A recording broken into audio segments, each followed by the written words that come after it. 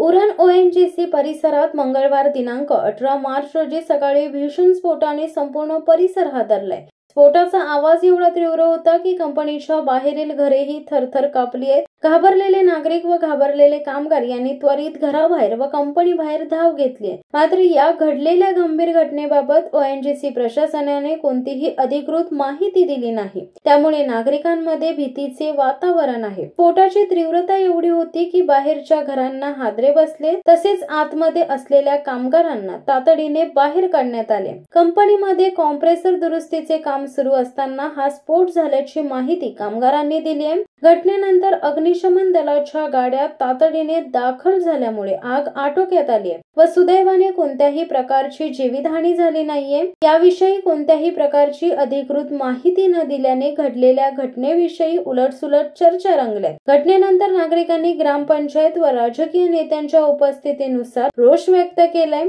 ONGC प्रशासनाची असलेल्या संबंधामुळे स्थानिक पदाधिकारी या समस्येकडे दुर्लक्ष करतायत असा आरोप संतप्त नागरिकांनी केलाय। यापूर्वी अशा दुर्घटनांमध्ये कामगारांचे बळी गेलेत, मात्र अद्याप कोणतीही ठोस उपाययोजना करण्यात आली नाही। सदर आगीत कंपनीचे नुकसान झाले असून कोणत्या प्रकारची मनुष्यहानी झाली नाहीये।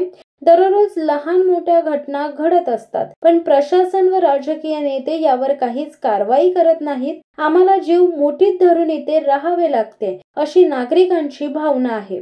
ओएनजीसी प्रशासन व स्थानिक प्रशासनाने पारदर्शकता ठेवत ठोस पावले उचलावीत, अन्यथा भविष्यात मोठी दुर्घटना घडल्यास जबाबदार नेमकं कोण असा प्रश्न उरणकरांना पडलाय।